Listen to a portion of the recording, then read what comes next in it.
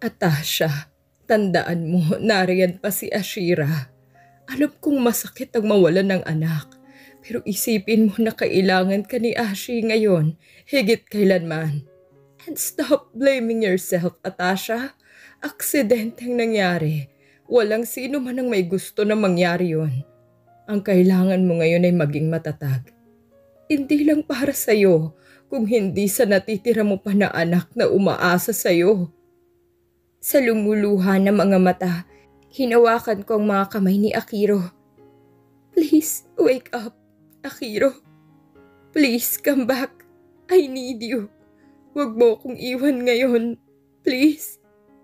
Nasa ganung ayos ako nang maramdaman ang paggalaw ng mga kamay ni Aki. Akiro! Aki! Sigaw ko. Muli na gumalaw ang mga daliri niya na hawak-hawak ko.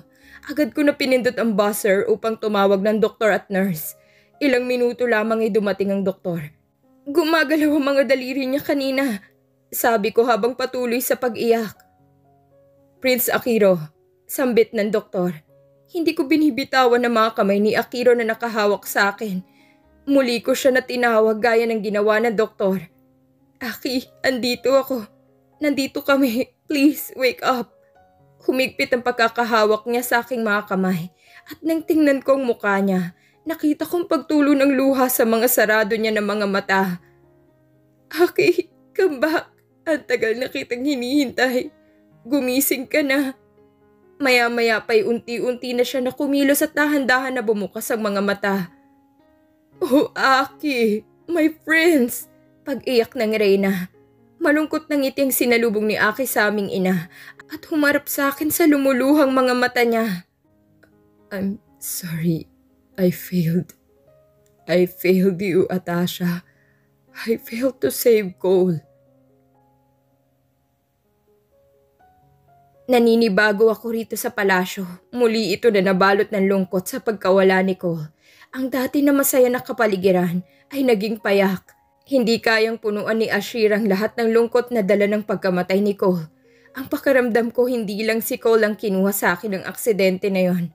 Ramdam kong distansya ni Akiro sa akin simula nang makalabas siya sa ospital at muli na makabalik dito sa palasyo ay parati na lamang siya na nagkukulong sa kanyang kwarto. Gusto ko siya na damayan at bigyan ng lakas, pero paano mo nga ba bibigyan ng lakas at suporta ang isang tao kung alam mo sa sarili mo na ikaw mismo ay nangangailangan nito? Pareho kami na nangangapa ni Akiro sa dilim. Pareho kami na napupuno ng pagsisisi. Pareho kami na patuloy na nagdadalamhati at nasasaktan. Akiro, mahina nakatok ko sa pintuan ng silid niya. Hindi siya sumagot, ngunit alam ko nagising siya. Nakita ko siya nakababalik lamang sa kanyang silid. Papasok na ako, Akiro. Binuksan ko ang pintuan at nakita ko si Aki na nakatanaw sa may balkonahe. Lumapit ako sa kanya at masuyo na yumakap sa bewang niya. Aki, tawag ko. Magpapahinga ako, Atasha. Tinanggal niyang pagkakayakap ko sa kanya at muli na pumasok sa loob ng silid. Hinatak ko siya sa kamay.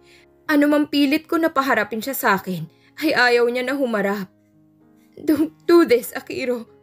Bakit mo to ginagawa? Kailangan kita. Please, Aki. Nawala na sa akin si Cole. Pati ba naman ikaw ay mawawala na rin? Umiiyak ko na tanong sa kanya.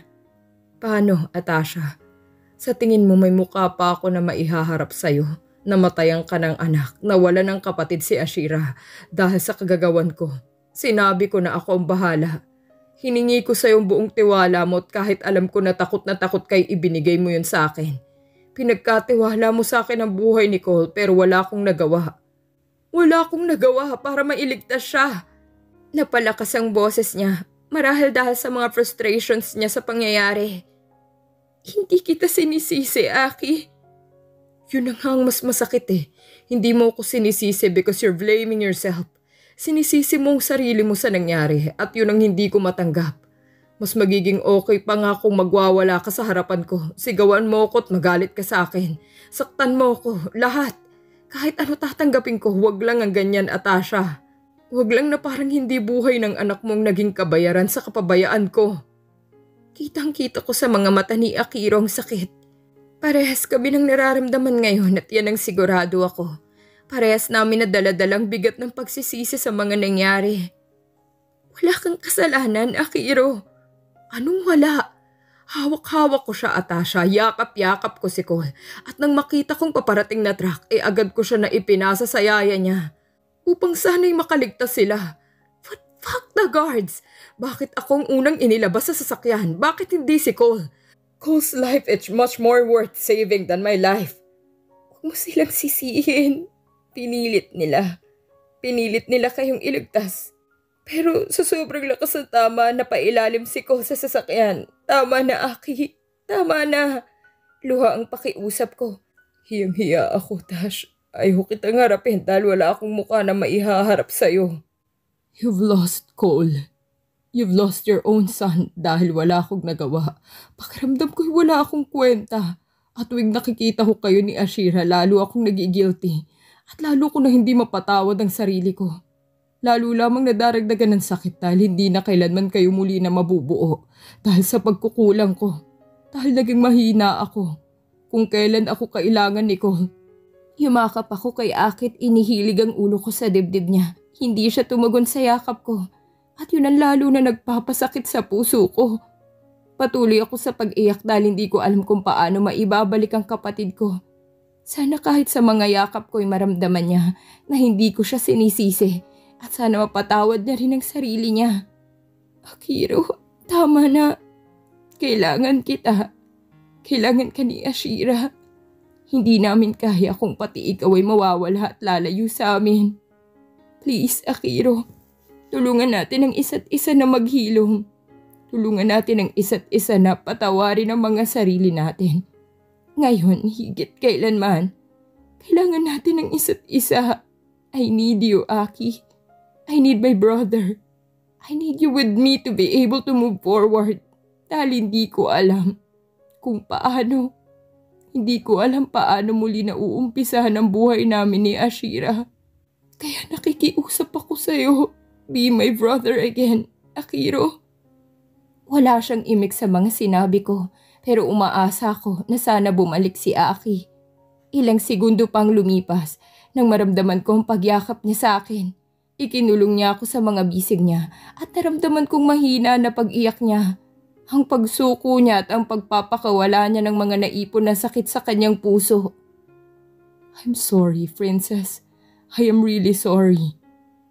Hindi mo kailangan na humingi ng tawad. Alam ko na.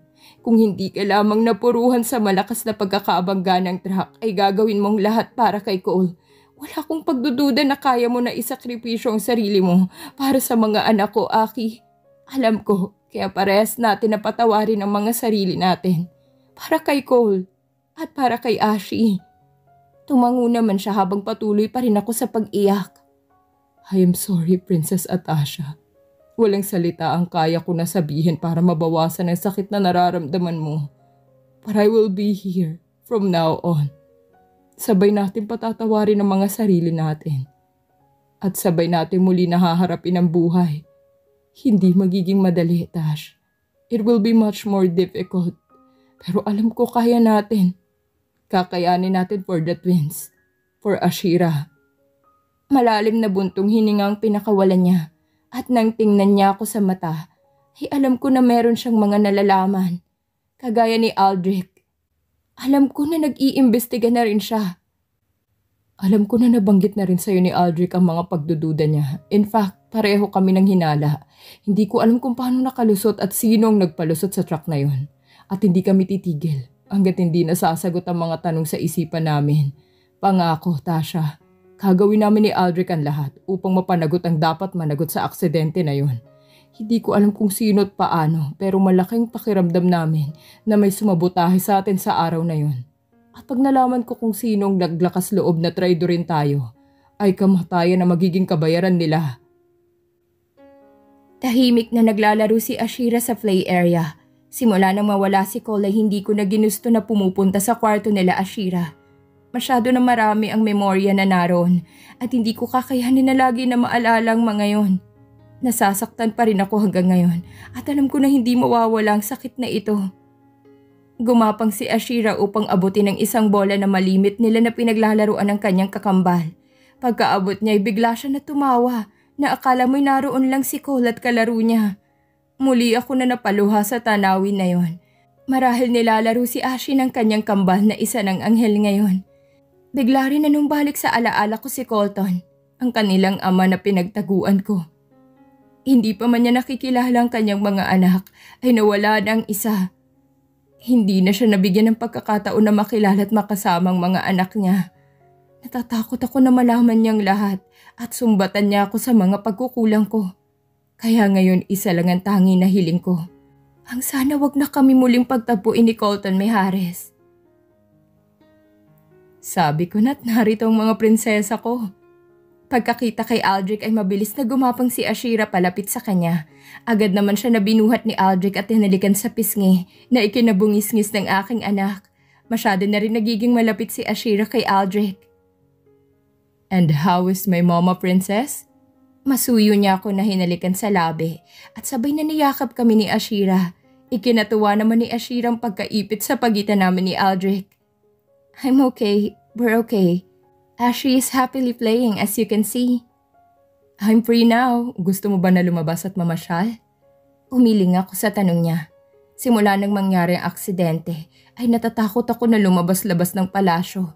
Pakiramdam ko'y parang may masama na mangyayari pag lumabas kami. Ang takot ko'y hindi para sa sarili ko, kung hindi para kay Ashira. Dahil baka ikamatay ko na kung may mangyayari pa kay Ashi. Siya na lang ang natitira sa akin. Ang natitira na alaala ni Colton. Okay, sa garden na lang tayo. Tumango ako. Sa hardin lang ako madalas magpunta o di naman kaya ay rito sa playroom. Sa mga lugar kung saan hindi ko masyado mararamdaman ang sakit ng pagkawala ni Cole. Kinarga ko si Ashira at kasama si Aldrich ay naglakad kami palabas sa hardin. Natutuwa rin si Ashira. Kapag inilalabas ko siya rito, gusto niya rin ng maaliwalas na tanawin dito. Aba, nandito pala kayo. Naabutan namin ng reyna na papasok sa palasyo. Queen Beatrice, bati ni Aldrich. Prince Aldrich, sagot naman ng reyna. Saan ang punta ng aming Princess Ashi? Agad niya na kinuha sa akin si Ashira na ikinatawa naman ng aking anak. Magpapahangin lang, ma. Akin na muna ang prinsesa para makapag-date kayo ni Aldrich dito sa hardin. Ma, hindi na niya pinakinggan pa ang aking sasabihin at diretso nang pumasok sa palasyo bitbit si Ashira at kasunod naman ang dalawang katulong. Napailing na lamang ako sa ginawa niya. Pagkapasok nila ay agad ako na inakbayan ni Aldrich at patuloy kami na naglakad papunta sa mga upuan. How are you, babe? Tanong niya nang makaupo kami. Hinawakan pa niya ang kamay ko at pareho kami na tumanaw sa malawak na kapaligiran. Surviving, I guess. Taking each day one step at a time. Enjoying time with Ashira. Hurting but still trying to live each day. Mabuti kung ganon. I'm happy to know that you have found your strength to move on, babe. Masuyong mga ngiti na ibinigay niya sa akin. Hawak kamay pa rin kami nang muli siya na magsalita. Akira is doing good. Bumabalik na siya sa dati na siya. Masungit na ulit at magaling na mag-utos. Biro niya. Masaya akong malaman na kahit paano'y nagagawa ni Akira na ibalik ang buhay niya. Nagagawa niya na tulungan ang sarili niya. Maaari na magkaiba kami ng sakit dahil sa ina ako. Ina ako na nawalan ng anak. Ang hirap para sa akin na maibalik ang buhay ko sa dati. Pero maswerte ako na nasa tabi ko si Aldrich. Sa totoo lang, babe, I'm not sure if I will able to go back to what I am before. Hindi ko alam kung paano. It hurts so much. I love him dearly and that I died the day that we lost him. Take your time, babe. Nobody is pressuring you. Walang nagbibigay sa'yo ng deadline. Walang nagmamadali sa'yo. Take as much time as you need to heal at your own pace. Basta nandito lang ako, just know that I am always here and will always be here for you. Sumandal ako sa balikat niya at ninamnamang sariwang hangin. Naramdaman ko nang yakapin niya ako at ikulong sa mga bisig niya. I love you, Atasha. I love you with all that I have. Humarap ako sa kanya at kitang-kita ko sa mga nagniningning niya na mga mata ang pagmamahal. Sana balang araw ay masabi ko rin yun sa kanya. Nakatitig siya sa mga mata ko at nararamdaman ko na pabilis ng pabilis ang tibok ng puso ko. I love you, Atasha. And I am not expecting you to say it back. Gusto ko lang malaman mo at gusto ko na maramdaman mo parati na mahal kita. Mahal na mahal kita. Pagkasabi nun ay naramdaman ko na lang ang pagdampi ng labi niya sa labi ko. Ang mga halik niya na punong-puno ng pag-iingat at pagmamahal. May kung ano na parang kuryente na dumaloy sa katawan ko at naramdaman ko na lang na tinutugon ko na ang kanyang mga halik. Napakapit ako sa leeg ni Aldrich habang siya'y nakayapos sa aking bewang. Papusok ng papusok ang mga halik niya, pero sa kabila nito hindi ko siya magawa na itulak o patigilin. May hatid na ibang sensasyon sa akin ang mga halik niya. Nasa ganun kami na posisyon na may bigla na magsalita sa likuran namin. Talaga ba sa hardin pa talaga? Ang dami naman ng kwarto rito sa palasyo. Pero rito niyo pa talaga sa hardin na napili na maglambingan na dalawa. Labis ang hiya na nararamdaman ko nang mahuli kami ni Akiro sa ganun na eksena. Kaya agad ako na bumitaw sa pagkakakunyapit sa leeg ni Aldrich at mabilis siya na itinulak papalayo sa akin. Tatawa-tawa naman si Aldrich kaya hinampas ko siya sa braso. Princess, shut up Akiro! Sigaw ko. What? Itatanong ko lang kung anong meron sa hardin. Hindi ko na siya pinatapos sa kanyang sinasabi at mabilis ako na tumayo at itinulak siya tinampas sa kanyang balikat. I said shut up, Aki. Tinitigan ko rin ng masama si Aldrich na wala nang ginawa kung hindi ang tumawa at mukhang enjoy pa na nahuli kami ni Aki. Okay, fine. Tinaas pa niya ang kanyang kamay bilang pag-surrender at imunestra ang isang kamay sa bibig na isinisipper ito. Humarap pa siya kay Aldrich at nagkibit balikat. Bro, 3 extra rooms on the ground floor and 5 guest rooms on the second floor palace. Left hall, second wing. Aki! Sigaw ko sa kanya kaya mabilis naman siya na tumakbo papasok sa palasyo. Natawa ng tawa. Pulang-pulang mukha ko ng mga oras na yon. Kung sa galit kay Akiro o dahil sa mapusok na halik na pinagsaluhan namin ni Aldrich ay hindi ko alam. Kitang-kita ang tuwa sa mata ni Aldrich nang hapitin niya ako palapit sa kanya. You're blushing again. Inirapan ko siya dahil nakukuha pa talaga niya ako na asarin. Kasalanan mo kaya tayo nahuli ni Akiro. My gosh, I will never hear the end of this. Ako? Babe, gumanti ka ng halik. It was supposed to be a smack. Smack? Nanlaki ang mga mata ko sa kanya. If that was supposed to be a smack, paano na lang pala kung... Ay nako, wanna try? Aldrich? Oo nga pala, kakasubok lang natin. Isa pa, gusto mo? Mag-isa ka, diyan ka na nga. Nagmamadali ako na pumasok ng palasyo dahil nagiinit ang mukha ko sa hiya dahil sa halik na yon. Iniwan ko si Aldrich na tawang-tawa sa kalokohan niya.